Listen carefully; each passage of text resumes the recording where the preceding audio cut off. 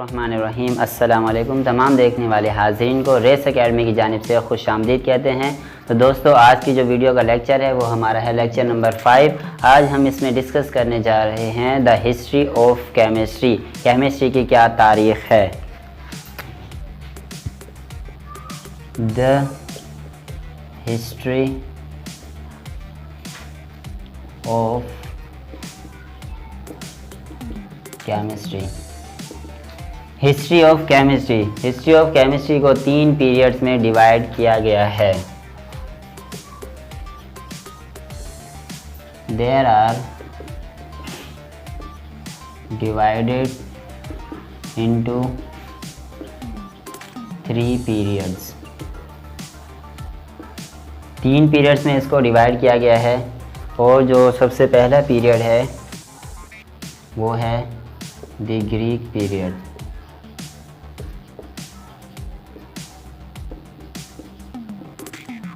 The Greek period और जो दूसरा पीरियड है द मुस्लिम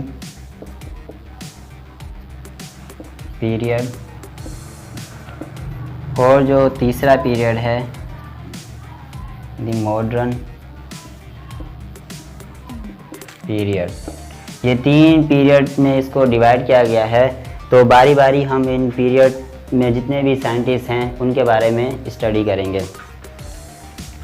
सबसे पहले जो हम स्टडी करेंगे द ग्रीक पीरियड।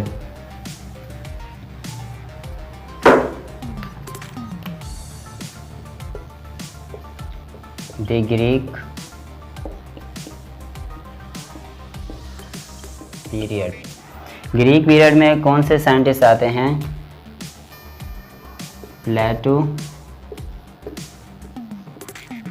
एरिस्टोटल और डेमोक्राइटस। ये हमारा ग्रीक पीरियड्स के साइंटिस्ट हैं। इन्होंने किस चीज़ पे प्लेटो के बारे में आपको मैं बताता चलूँ।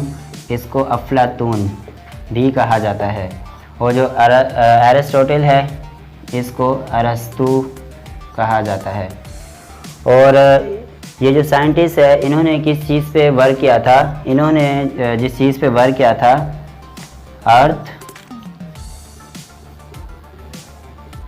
एयर, वाटर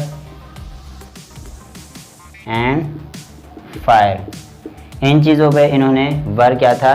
ये जो ग्रीक पीरियड के साइंटिस्ट हैं। और जो हमारा अब स्टार्ट करने जा रहे हैं दूसरा पीरियड। दूसरा हमारा कौन सा है? The Muslim period.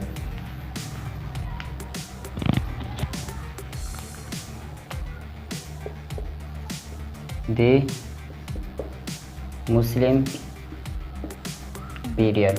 Muslim period में सबसे पहले जो हमारे साइंटिस्ट आते हैं वो है जाबिर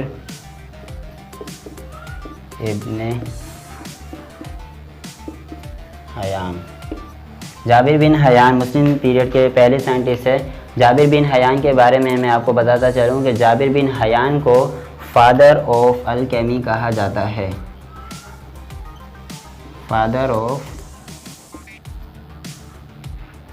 अलकेमी।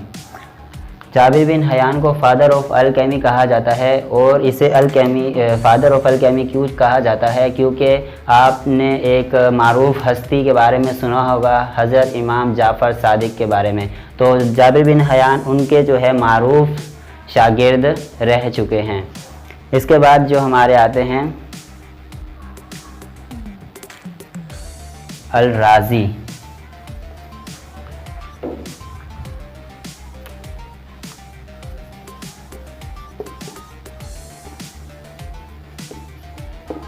अल राज़ी ने जिस चीज़ पे काम किया था वो एक मेडिसन।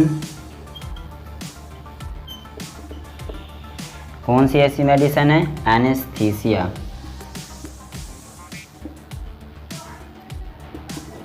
एनेस्थीसिया एक मेडिसन है जिसने अल राज़ी ने इस पे वर्क किया था। ये कौन सी मेडिसन है और इसका क्या काम है? ये सर्जिकल डिपार्टमेंट में इस्तेमाल होती है बेहोश करने के लिए। इसके बाद जो हमारे दूसरे साइंटिस्ट हैं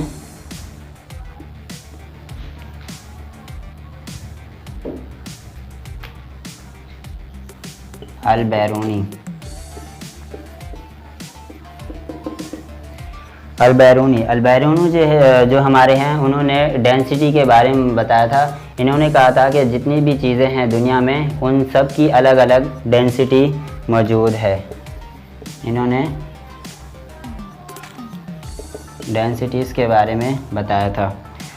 और डेंसिटी क्या है ये आपको मैं बताता चलूँ। एक मिसाल से मैं आपको समझाता हूँ कि हमने एक बीकर लिया, बीकर में हमने पानी भर दिया और इसमें हम कुछ चीज़ें ऐड करेंगे, जैसे कि हमने इसमें शुगर ऐड कर दी, उसके बाद हम इसमें डालेंगे ऑयल।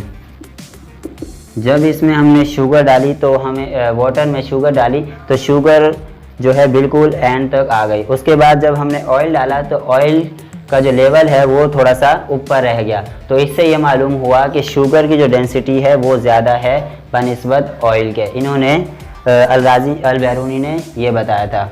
इसके बाद जो हमारे चौथे साइंटिस्ट हैं इब्ने सीना।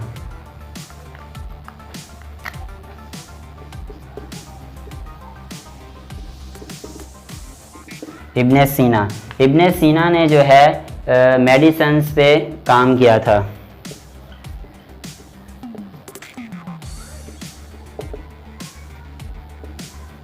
इन्होंने मेडिसिन्स पे काम किया था और मैथमेटिक्स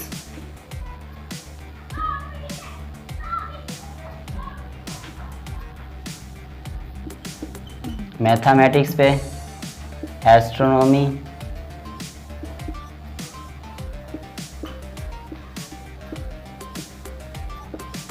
एस्ट्रोनॉमी और केमिस्ट्री, इन चीज़ों पे इन्होंने इब्ने सीना ने काम किया था। इनके बारे में बताया था, मेडिसिन के बारे में, मैथमेटिक्स, एस्ट्रोनॉमी और फिलोसफी, इन चीज़ों के बारे में इब्ने सीना ने बताया था। इसके बाद जो हमारा आखिरी पीरियड रह गया है वो है the modern period. Muslim period हमारा हुआ कंप्लीट।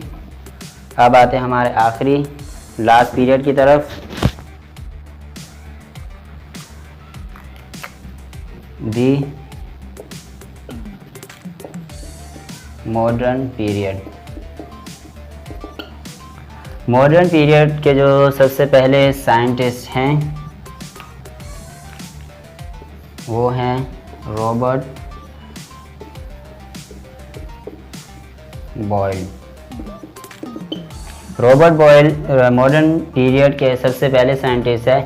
जो मॉडर्न केमिस्ट्री है, मॉडर्न केमिस्ट्री की जो फादर हैं वो रॉबर्ट बॉयल को कहा जाता है, father of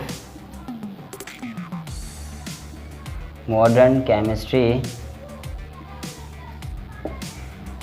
father of modern chemistry Robert Boyle को कहा जाता है। इसके बाद जो हमारे दूसरे साइंटिस्ट हैं वो है जे ब्लैक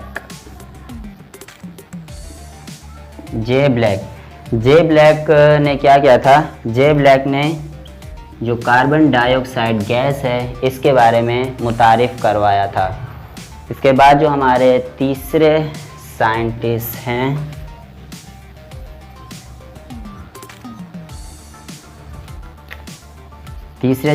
हमारे वो हैं जे प्रेस्ले।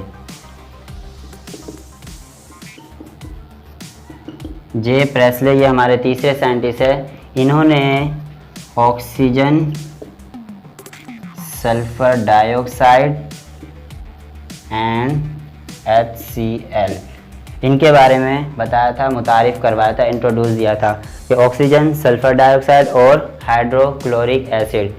इसके बाद जो हमारे चौथे साइंटिस्ट हैं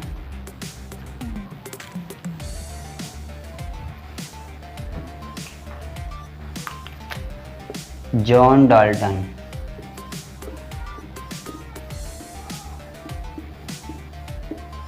जो है हमारे तीसरे साइंटिस्ट हैं।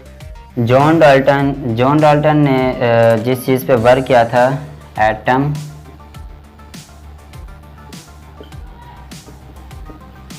Atom, molecule and atomic weight.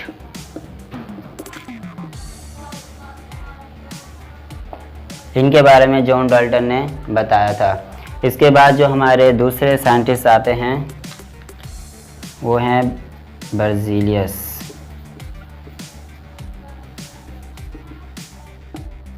बर्ज़ीलियस ने सैम्बल्स फॉर्मूला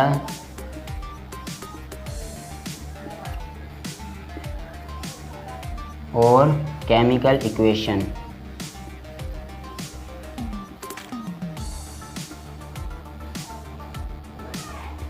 बर्ज़ीलियस ने सैम्बल्स, फार्मूलाज और केमिकल इक्वेशन के बारे में बताया था। सैम्बल्स जो जैसे कि ऑक्सीजन है, ऑक्सीजन का सैम्बल ओ है, ये बर्ज़ीलियस ने बताया था। और फार्मूलाज के बारे में और जो केमिकल इक्वेशन जो रिएक्शन करके जो बन रही है उसके बारे में इन्होंने बताया था। इसके बाद जो हमारे साइंटिस्ट हैं वो है मेंडलीफ।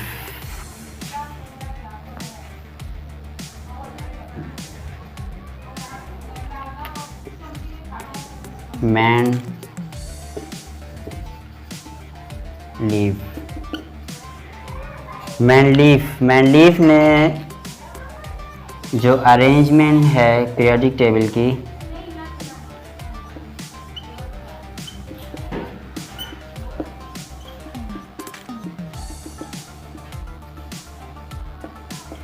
मेंडलीफ ने पीरियोडिक टेबल की जो अरेंजमेंट है वो इन्होंने बताई थी। इसके बाद जो हमारे साइंटिस्ट हैं लास्ट वो है जे थॉमसन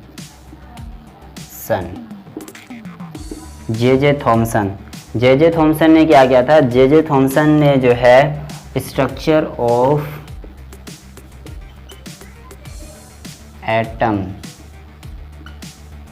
ऑफ एटम के बारे में बताया था और रेडियो एक्टिविटी के बारे में इन्होंने बताया था। जे थॉमसन ने स्ट्रक्चर ऑफ एटम और रेडियो एक्टिविटी के बारे में बताया था। तो हमारा जो हिस्ट्री ऑफ केमिस्ट्री का जो आज का जो टॉपिक था वो हुआ कंप्लीट। तो यकीनन उम्मीद है आप लोगों को समझ में आ गया होगा। तो मिलते हैं अगली वीडियो में, तब तक के लिए अल्लाह हाफ़िज़।